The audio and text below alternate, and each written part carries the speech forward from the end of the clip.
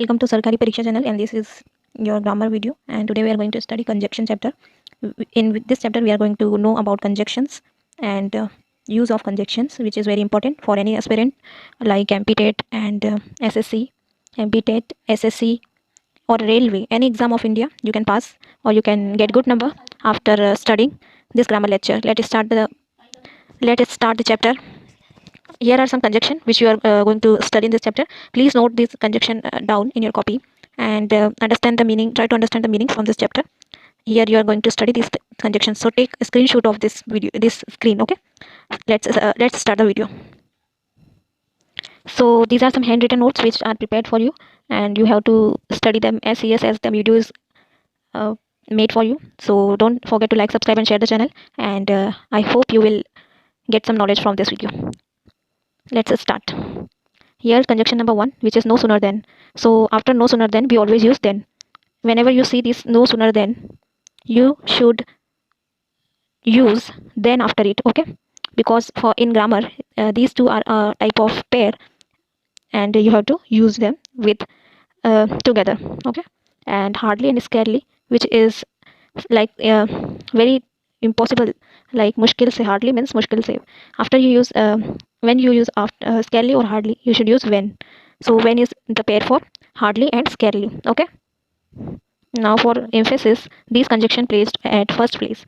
When hardly and scarcely comes first place in any sentence, that hardly she believes in God. She believes in God, यानी वो बहुत मुश्किल से ईश्वर में विश्वास रखती है. So when you use hardly और scarcely at first place, you are emphasizing the sentence. आप उस सेंटेंस पे जोर दे रहे हो, या जब आप उस सेंटेंस पे जोर देते हो तो आप हार्डली और स्केरली को पहले लिखते हो. आगे बढ़ते हैं. यहाँ पे एक ग्रामर का रूल यहाँ पे आया है आपके लिए. ये इस चैप्टर का पार्ट नहीं था, लेकिन फिर भी आपको बता रहे हैं. हेड थर्ड फॉर्म के बाद यहाँ सेकंड फॉर्म आती है सेंटेंस में, और सेकंड फॉर्म के बाद हेड थर्ड फॉर्म आता है. ये एक फॉर्मूला है जो इंपॉर्टेंट है. ग्रामर का कोई भी एरर अगर आपको निकलना हो तो हेड, अगर आपको फर्स्ट सेंटेंस का क्या होता है, 2 पार्ट डिवाइड रहता है, 1 और 2, या बीच में कोई कंजक्शन आ जाता है, और फिर आपको देखना होता है कि अगर इधर हेड थर्ड फॉर्म है तो इधर वर्ब की सेकंड फॉर्म होगी, और अगर इधर सेकंड फॉर्म है तो इधर हेड, यहाँ पे थर्ड फॉर्म लिखना है, सॉरी, यहाँ पे थर्ड फॉर्म होगा, यहाँ पे थर्ड फॉर्म होगा, और यहाँ पे हेड, जब हेड थर्ड फॉर्म आए तो वर्ब का सेकंड फॉर्म, और वर्ब का सेकंड फॉर्म आए तो हेड थर्ड फॉर्म. ये एक रूल है और इसको आपको याद रखना है. अब unless means if not. Unless का मतलब होता है if not. We never use not with unless. Unless के साथ हम कभी भी नॉट का इस्तेमाल नहीं करते हैं. और अनलेस मीन्स इफ़ नॉट, यानी कि इसका एक एग्जांपल यहाँ पे देख सकते हो आप. If you do not work hard you will fail. इस तरीके के सेंटेंस हम बोलते हैं, लेकिन अनलेस का जब हमें यूज़ करना हो तो unless you work hard you can not pass. जब तक आप हार्ड वर्क नहीं करोगे आप कैसे पास कर सकते हो. Unless you work hard you cannot pass. Unless you work hard you cannot pass. This is the sentence you use with unless. So unless comes at the first place in any sentence. ये सबसे पहले part में ही आता है, और unless मतलब if not. I hope कि आप इतना समझ गए होंगे. आगे बढ़ते हैं. आगे बढ़ते हैं. Now till and until. Till and until means up to the time, अभी तक. ठीक है. सो what can we make sentence with this till or until. So she comes, या फिर she will come till tomorrow. Okay, she will come till tomorrow. वो कल तक आ जाएगी. up to the time, उस टाइम तक वो आ जाएगी. इन दोनों ही चीज़ों को सेंटेंस के फर्स्ट पार्ट में रखा जाता है, और उस समय तक, किसी समय तक को बताने के लिए हम इनका इस्तेमाल करते हैं. आई होप कि आप समझ पाए होंगे. अगर आपको और भी अच्छे से समझना है तो आपको इसके सेंटेंस बनाने होंगे अपनी खुद की लैंग्वेज में, तब आपको इसको और अच्छे से समझ में आएगा. चलिए आगे बढ़ते हैं. यहाँ पे लिखा है as long as so long as while. यहाँ पे 3 चीज़ लिखी है. इसका मतलब होता है during the time. During the time किस तरीके से, ये भी देख लेते हैं. ड्यूरिंग द टाइम यानी कि उस समय के दौरान. जैसे इसके लिए अगर आप यहाँ पे सेंटेंस आप इनके लिए बनाते जाना. यहाँ पे जितने भी कंजक्शन हम पढ़ेंगे आपको इसके सेंटेंस फॉर्म करने हैं और अपनी कॉपी में लिखने हैं. तो so long as as long as और while, these two are same thing.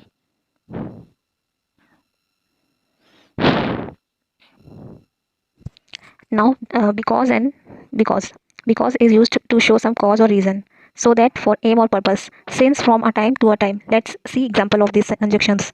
Example देख लेते हैं. जैसे she is late because the bus is, she miss the bus. She is late, she is late, वो लेट हो गई है because यानी कारण बता रही है.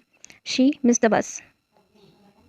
शी मिस द बस, क्योंकि उसकी बस छूट गई थी इसलिए वो लेट हो गई है। तो ये कारण बता रहा है बिकॉज, इसलिए बिकॉज का यहाँ पे इस्तेमाल किया गया है, कॉज या रीज़न बताने के लिए। आई होप के समझ गए होंगे। चलिए देखते हैं। अब यहाँ पे सो दैट लिखा है। सो दैट भी किसी एम या पर्पस के लिए, किसी कारण के लिए यूज़ होता है, लेकिन इसका एम अलग रहता है। यहाँ कॉज हम इसलिए बताते हैं कि कोई गलती, कुछ पिछला कुछ हो जाता है तो इसको को बड़ा रीज़न के लिए बिकॉज या का इस्तेमाल करते हैं, और सो दैट कुछ एक्सप्लेन करने के लिए करते हैं, पर्पस के लिए करते हैं। जैसे कि यू शुड प्रैक्टिस, आपको प्रैक्टिस करनी चाहिए। So that you will learn, इसको एम पर्पस के लिए होता है। इसका एम यानी किसी चीज़ को सीखने के लिए, पर्पस के लिए। आपको अगर सीखना है तो आपको प्रैक्टिस करनी चाहिए। ये एम बता रहा है, सो दैट एम बता रहा है, पर्पस बता रहा है। ओके, सो दैट यानी कि इसलिए, ठीक है, इसके लिए, इसलिए हम इसको बोल सकते हैं, इसलिए, किसी चीज़ के लिए। सो दैट एक्सप्लेन करने के लिए, कारण बताने के लिए। अब यहाँ पे लिखा सिंस, सिंस आया है हमारा 6 नंबर पे, from a time to a time. Since हम यूज़ करते हैं किसी टाइम को बताने के लिए, किसी टाइम तक। जैसे as a conjunction, since takes past simple में वर्ब की second form after it but never before it. ये पास्ट सिंपल को ये बाद में लाता है, इसके सिंस के बाद में पास्ट सिंपल आता है, कभी पहले नहीं आता है। ये सिंस का रूल नहीं है। तो हैव थर्ड फॉर्म और सेकेंड फॉर्म यहाँ पे आता है। जैसे कि कैसे, जैसे यहाँ पे एग्जाम्पल के लिए लिख के देखते हैं, आपको समझ में आ जाएगा। जैसे she has been writing since she finished her dinner. अब यहाँ पे आप सेंटेंस में रूल को ध्यान से देख सकते हो और समझ भी सकते हो। यहाँ पे क्या लिखा है, has, have third form I है रूल के हिसाब से, और यहाँ पे आया है सेकंड फॉर्म, फिनिश्ड यानी सेकंड फॉर्म, ये रूल का हिसाब से आया है। और ये सिंस के बाद ही आया है, ये सेकंड फॉर्म पहले नहीं आया है। आई होप कि आपको समझ में आ गया होगा। यहाँ पे रूल अगर यहाँ पे अगर सिंपल भाषा में मैं बताऊँ तो यहाँ पे देख लो, यहाँ पे हैव पहले आएगा, और हैव आया है तो सिंस आता ही है इसके साथ। सिंस में हमेशा बाद में आता है, सेकंड पार्ट में आता है क्या, वर्ब का सेकंड फॉर्म कभी पहले नहीं आता है, वर्ब का सेकंड फॉर्म बाद में ही आता है। ये एक रूल है और इसको आपको याद रखना है। कभी भी यहाँ पे सेकंड फॉर्म मत लगा देना, रॉन्ग हो जाएगा। सिंस के बाद ही यहाँ पे सेकंड फॉर्म आती है। ओके, ये रूल है एक सिंस का। आगे बढ़ते हैं, एक सेकेंड आप इसको ठीक कर लो। चलिए अब इनको देख लेते हैं। Before, if, till, unless, while, when, ये सब क्या है, टाइम के कंजक्शन होते हैं। ये टाइम बताने के लिए यूज़ करते हैं। Never followed by a verb in future tense. Future tense में कभी भी एक वर्ब इनके बाद यूज़ नहीं होती है। इनके बाद हमेशा प्रोनाउन, नाउन ऐसा ही चीज़ आती है। जैसे आई विल हेल्प हिम, यहाँ समझने के लिए हम देखेंगे I will help him. If, अब यहाँ पे इफ़ आया है, इसके बाद यहाँ वर्ब नहीं आई है, यहाँ क्या आया है, प्रोनाउन आया है। क्या आया है, प्रोनाउन। ठीक है, प्रोनाउन आपको अगर पढ़ना हो तो यहाँ पे एक्सप्लेन मैं कर दूँगी, दूसरा चैप्टर इसका एक लाऊंगी तो प्रोनाउन भी पढ़ा दूँगी। यहाँ पे ही, शी, किसी भी चीज़ का नाम, ये तो क्या होता है, किसी भी चीज़ का नाम जो होता है वो नाउन होता है, और नाउन की जगह पे जो चीज़ यूज़ होती है जैसे ही, शी, ही और इट, ये सब क्या होते हैं, ये प्रोनाउंस होते हैं। तो आई होप कि आपको समझ में आ रहा होगा। तो I will help him if he comes her here. Here है ये, ठीक है, थोड़ा सा कट गया है। हाँ, हियर, ये या हियर, ये वाला हियर, एक सेकेंड, हियर, ठीक है, ठीक है। तो यहाँ पे I will help him, if के बाद क्या आया है, प्रोनाउन आया है। क्या आया है, प्रोनाउन आया है, वर्ब नहीं आई है। ये चीज़ आपको याद रखनी है, रूल बता रहा है कि वर्ब नहीं आएगी, वर्ब इस प्रोनाउन के बाद आएगी। जैसे कम्स, यहाँ पे एक वर्ब है, ठीक है। सो आई होप कि आप समझ गए होंगे। यहाँ पे ये कंजक्शन अपने इतने थे, if, till, if, until, unless, while, when, ये कंजक्शन थे, ये टाइम को बताते हैं। और फ्यूचर टेंस में इनके बाद कभी भी यहाँ पे वर्ब नहीं आती। ये एक चीज़ आपने समझ ली है। अब हमारा कंजक्शन आया है शुड। शुड यहाँ पे लिस्ट के ऑलवेज फॉलोड बाय लिस्ट, ठीक है। Work hard, list you should fail. इसको एक और एग्जाम्पल से समझ लेते हैं कैसे ये यूज़ होता है, एक सेकेंड। चलिए, तो लिस्ट क्या होता है, ऑलवेज फॉलोड बाय शुड के बाद फॉलोड होती है। जैसे he worked hard, list he should fail. He worked hard, list he should fail, यानी कि अगर वो कठिन परिश्रम नहीं करेगा तो वो फेल हो जाएगा। नहीं तो, इस लिस्ट को आप समझ सकते हो, नहीं तो किस तरीके से, ठीक है। तो यहाँ पे एक और देखते हैं, एक और देखते हैं, he worked hard, list he should fail, ये हमने देख लिया। और क्या है, walk fast, list you should miss the train. यहाँ पे एक चीज़ ये आई है। चलिए इसको भी ठीक से देख लेते हैं किस तरीके से इसका सेंटेंस बनाएंगे हम। यहाँ पे एक सेंटेंस बना के देखते हैं, फिर आपको अच्छे से समझ में आएगा। यहाँ पे एक सेंटेंस में लिख देती हूँ, इससे आपको अच्छे से समझ में आएगा। यहाँ पे वॉक फास्ट यानी कि जल्दी चलो, नहीं तो list, you should miss the बस, यहाँ पे आप ये लिख लेना, मोबाइल में टाइप नहीं होता है ठीक से, मिस द बस, ठीक है।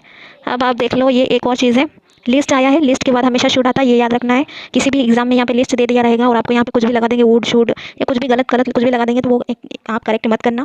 लिस्ट के बाद शुड आता है, ये एक रूल है, आप इसको कॉपी में नोट कर लेना और इसको याद रखना। इस लिस्ट का हिंदी में मतलब होता है नहीं तो। यहाँ पे लिख देती हूँ मैं, नहीं तो, ठीक है, नहीं तो, या फिर इसको आप ऐसे भी समझ सकते हो कि वरना, ठीक है, हार्ड वर्क कर लो वरना फेल हो जाओगे। चलिए आगे बढ़ते हैं। नो अदर के बाद देन आता है, रादर के बाद भी देन आता है। मुझे ये पसंद है, इससे ज़्यादा, रादर देन, इससे ज़्यादा।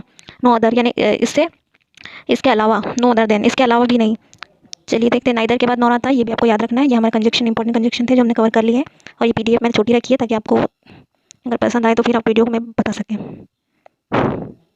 Conjunction chapter, If you want more such video, please like, share and subscribe, and comment me on my channel. If you want more video and more conjunction explanation, I will explain you.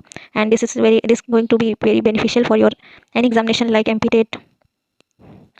MPTET वर्ग 1 वर्ग 2 and 1 और 2, and also for your SSC and railway. Okay,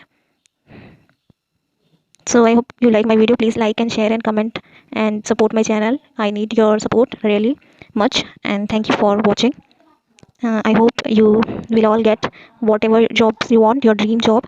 I hope best of luck to you. Hope you all best of luck. Best of luck. Okay. Thank you for watching.